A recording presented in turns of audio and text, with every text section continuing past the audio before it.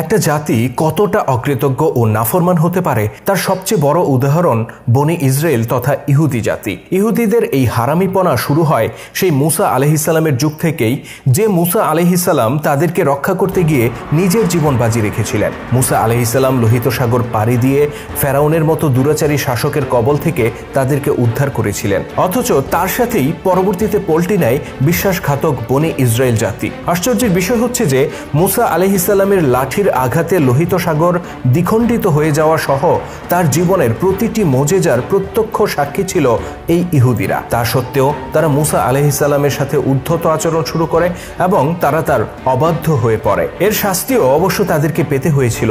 ফেরাউন যেমন লোহিত সাগরে ডুবে মরেছিল, তেমনি ইহুদিদের অধিকাংশ মানুষই ধ্বংস হয়ে গিয়েছিল মুসা আলাইহিসসালাম ও আল্লাহর অবাধ্য হওয়ার কারণে। মুসা আলাইহিসসালামের সাথে ইহুদি জাতির এই অবাধ্যতা ও তার পরিণতি সম্পর্কে বিস্তারিত তুলে ধরব আমাদের আজকের ভিডিওতে।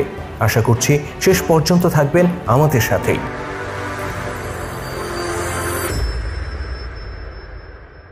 শত শত বছর ধরে ফেরাউনের নির্যাতনে ইহুদিদের অবস্থা যখন শোচনীয়, তখন তারা দিনরাত প্রার্থনা করত যেন তাদের কাছে একজন নবী আসেন যিনি তাদেরকে উদ্ধার করবেন। তাদের এই প্রার্থনার বদৌলতে আল্লাহ তাআলা শেষ পর্যন্ত নবী মুসা আলাইহিসসালামকে পাঠান। কিন্তু দেখা গেল বনি ইসরায়েলিরা ফেরাউনের দাসত্ব থেকে মুক্ত হওয়ার পরপরই মুসা আলাইহিসসালামের সাথে অবাধ্যতা দেখাতে শুরু করে।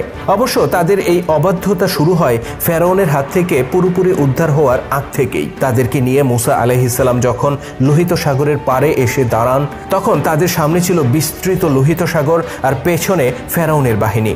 অবস্থা বেগতিক দেখে এ সময় ইহুদিরা মুসা আলাইহিসসালামকে দোষারোপ করতে শুরু করে। তারা বলে, হে মুসা, ফেরাউন আমাদের উপর অত্যাচার করত, এটা ঠিক, কিন্তু এত নির্যাতনের মাঝেও অন্তত প্রাণটা তো বেঁচে ছিল। কিন্তু তুমি আমাদেরকে এমন জায়গায় নিয়ে এসেছো যেখানে মৃত্যু ছাড়া আমাদের সামনে কোনো পথ খোলা নেই। তারা মুসা আলাইহিসসালামকে অভিশাপ দিতে শুরু করে। এভাবেই তাদের অবাধ্যতা ও উদ্ধত আচরণ প্রকাশ পেতে শুরু করে। তবে সেই যাত্রায় আল্লাহ তাআলা ইহুদিদেরকে রক্ষা করেন। তার নির্দেশে লোহিত সাগর দুই ভাগে ভাগ হয়ে যায় এবং বনি ইসরায়েলিদেরকে নিয়ে মুসা আলাইহিসসালাম সাগর পাড়ি দেন। আর তাদের পিছু ধাওয়া করতে গিয়ে ফেরাউন তার বাহিনী সহ ধ্বংস হয়ে যায়। মুসা আলাইহিসসালামের সাথে ইহুদিরা দ্বিতীয়বারের মতো বেঈমানি করে লোহিত সাগর পার হওয়ার কয়েকদিন পর। ফেরাউনের কবল থেকে মুক্ত হয়ে মুসা আলাইহিসসালাম তার কওমের লোকজনকে বড় ভাই হারুন আলাইহিসসালামের তত্ত্বাবধানে রেখে তুর পাহাড়ে চলে যান আল্লাহর পক্ষ থেকে আসমানি কিতাব নিয়ে আসার জন্য। মাত্র 40 দিন তিনি সেখানে অবস্থান করেছিলেন, কিন্তু সেখান থেকে ফিরে দেখেন তার সম্প্রদায়ের লোকেরা নিজেদের হাতে মূর্তি তৈরি করে তার পূজা করতে শুরু করেছে। এই 40 দিন তারা হারুন আলাইহিসসালামের জীবনকে অতিষ্ঠ করে তোলে। মুসা কোথায় গিয়েছে, কেন গিয়েছে, এখনো কেন ফিরছে না, কবে আসবে, কেন সে আমাদেরকে এভাবে ফেলে রেখে চলে গেল, এরকম হাজারটা প্রশ্ন বানে তারা হারুন আলাইহিসসালামকে জর্জরিত করে ফেলে। তারা হারুন আলাইহিসসালাম এর শত বারণ শত নিষেধ উপেক্ষা করে মূর্তি পূজা শুরু করে দেয়। একই সাথে চলতে থাকে মদ্যপান, অবাধ মেলামেশা আর ব্যভিচারের মতো অপরাধ। লক্ষ্য করার বিষয় হচ্ছে 40 বছর নয়, 40 মাস নয়, এমনকি 40 সপ্তাহ নয়, মাত্র 40টি দিন মুসা আলাইহিসসালাম তাদের সাথে ছিলেন না। হযরত মুসা আলাইহিসসালাম যখন তুর পাহাড় থেকে ফিরে আসেন, তিনি অবাক বিস্ময়ে ইহুদিদের অধঃপতন প্রত্যক্ষ করেন। অতঃপর আল্লাহ তাআলা ইহুদিদের মধ্যে যারা খুব বেশি নাফরমানি করেছিল তাদের উপর গজব নাজিল করেন এবং বাকিদেরকে ক্ষমা করে দেন। ক্ষমাপ্রাপ্ত ইহুদিরা মুসা আলাইহিসসালামের নেতৃত্বে নতুন কোনো ভূখণ্ডের সন্ধানে বের হয়। তবে তাদের রক্ত থেকে মুছে যায়নি নাফরমানি। সেটা বোঝা যায় কিছুদিন পরেই, যখন আল্লাহ তাআলার পক্ষ থেকে নির্দেশ আসে আল্লাহর উদ্দেশ্যে একটি গরু কুরবানি করতে হবে। ইহুদিরা তাদের পূর্বপুরুষ ইব্রাহিম আলাইহিসসালাম কর্তৃক নিজের সন্তানকে কোরবানি করার ইতিহাস ভালো করেই জানত। তথাপি তারা গরু কুরবানি না করার জন্য নানা অজুহাত বের করতে থাকে। গরুর রং কি হবে, তার স্বাস্থ্য কেমন হবে, এটা কেমন হবে, ওটা কেমন হবে, এরকম হাজারটা প্রশ্ন তুলতে থাকে। শেষ পর্যন্ত নিজেদের অনিচ্ছা সত্ত্বেও তারা একটি গরু কুরবানি করে। যে আল্লাহ গোটা ইহুদি জাতিকে তাদের শত শত বছরের দাসত্ব থেকে উদ্ধার করে নিয়ে এসেছেন, সেই আল্লাহর আদেশে একটি মাত্র গরু কুরবানি করতে এত গরিমসি করা কেবল ইহুদি জাতির পক্ষেই সম্ভব। ইহুদিদেরকে ফেরাউনের কবল থেকে উদ্ধার করে মুসা আলাইহিসসালাম মিশর ছেড়ে বের হয়েছিলেন, কিন্তু তিনি তাদেরকে নিয়ে কোথায় যাবেন এই ব্যাপারটা তখনও নিশ্চিত ছিল না। বনি ইসরায়েলিদেরকে নিয়ে মুসা আলাইহিসসালাম কিছুদিন উদ্দেশ্যহীনভাবে ঘুরে বেড়ান, কিন্তু একসময় ইসরায়েলেরা ক্ষিপ্ত হয়ে ওঠে আর মুসা আলাইহিসসালামকে বলে, এরকম ভূমিহীন অবস্থায় আমরা আর কতদিন থাকবো? এর চেয়ে তো মিশরেই আমরা ভালো ছিলাম। গোলাম ছিলাম তা ঠিক, কিন্তু পেটে তো অন্তত দুমুঠো খাবার পড়তো, রাতে ঘুমানোর জন্য অন্তত একটু আশ্রয় পেতাম। তুমি আর তোমার আল্লাহ তো আমাদেরকে সেটাও দিতে পারছো না। অতঃপর তাদের এরকম আচরণ দেখার পর আল্লাহর পক্ষ থেকে নির্দেশ এলো, তোমরা ফিলিস্তিনে প্রবেশ করো। ইহুদিরা তখন বলল, সেখানে তো অনেক শক্তিশালী কয়েকটি গোত্র বসবাস করে, তারা আমাদেরকে সেখানে ঢুকতে দেবে না। আল্লাহ পাক নির্দেশ দেন, তোমরা তাদের সাথে যুদ্ধ করো, তারা যতই শক্তিশালী হোক আমি তোমাদেরকেই বিজয়ী করব। অকৃতজ্ঞ ইহুদিরা তখন বলে, হে মুসা, তুমি আর তোমার আল্লাহ গিয়ে সেখানে যুদ্ধ করো, আমরা এখানেই বসে থাকব। আগে তোমরা যুদ্ধ করে শহর খালি করো, তারপর আমরা সেখানে প্রবেশ করব।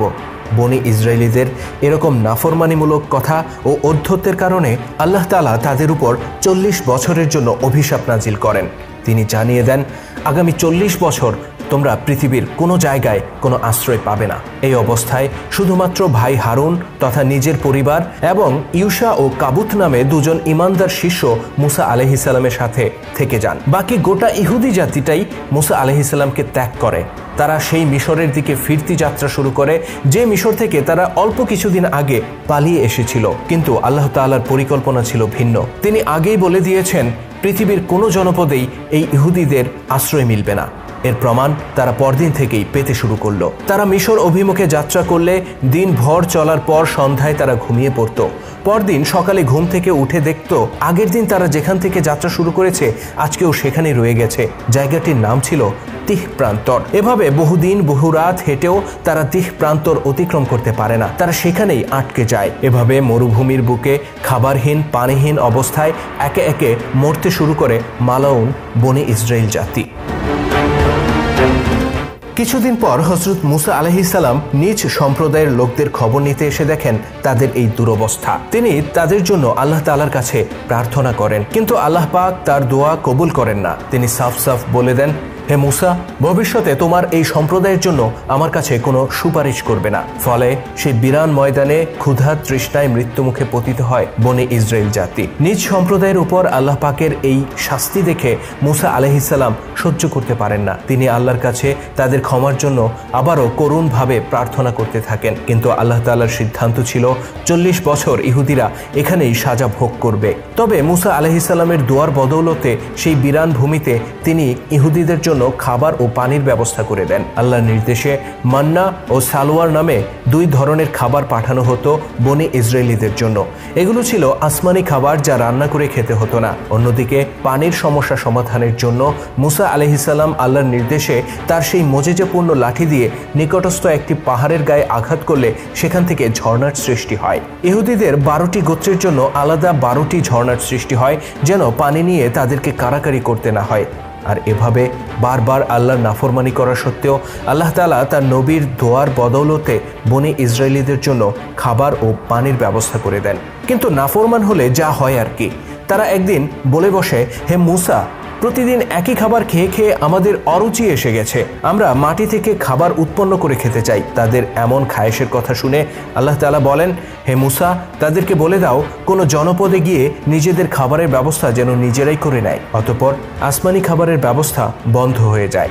ইহুদিরা রওনা হয় নিকটবর্তী কোনো শহরের উদ্দেশ্যে, কিন্তু মনে রাখতে হবে 40 বছর তখনও পূর্ণ হয়নি। তারা শত চেষ্টা করেও তিহ প্রান্তর ত্যাগ করতে পারে না।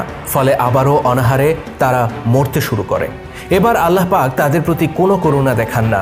মুসা আলাইহিস সালামের নেতৃত্বে ইহুদিদের যে প্রজন্ম মিশর ছেড়েছিল তাদের প্রত্যেকের মৃত্যু হয় এই তিহ প্রান্তরে। দুঃখজনক বিষয় হচ্ছে, এই অভিশপ্ত 40 বছর পূর্ণ হওয়ার আগেই আল্লাহ নবী মুসা আলাইহিস সালাম ও হারুন আলাইহিস সালামও ইন্তেকাল করেন। এত কষ্ট করে জীবনের ঝুঁকি নিয়ে যে মানুষগুলোকে ফেরাউনের হাত থেকে তারা উদ্ধার করেছিলেন, সেই মানুষগুলোকে সুন্দর কোনো ভূখণ্ডে তারা রেখে যেতে পারেননি তাদের নাফরমানির কারণে। তবে 40 বছর পূর্ণ হওয়ার পর মুসা আলাইহিস সালামের একান্ত অনুগত শিষ্য ইউশার নেতৃত্বে বনি ইসরায়েলের পরবর্তী প্রজন্ম ফিলিস্তিনে প্রবেশ করার সুযোগ পায়। এই প্রজন্মের জন্ম হয়েছিল লোহিত সাগর পার হওয়ার পরে। তবে তাদের মধ্য থেকেও নাফরমানির রক্ত মুছে যায়নি। পরবর্তীতেও তারা বারবার আল্লাহর সাথে নাফরমানি করে। এ ব্যাপারে আমরা আলোচনা করব পরবর্তী কোনো পর্বে। আপলোড হওয়ার সাথে সাথে ভিডিওটি পেতে সাবস্ক্রাইব করুন আমাদের চ্যানেলে এবং ক্লিক করুন পাশে থাকা বেল আইকনে। আর আজকের পর্বটি কেমন ছিল কমেন্ট করে জানাতে ভুলবেন না। যদি ভালো লেগে থাকে তাহলে অবশ্যই লাইক ও শেয়ার করে ছড়িয়ে দেওয়ার অনুরোধ রইল। আল্লাহ হাফেজ।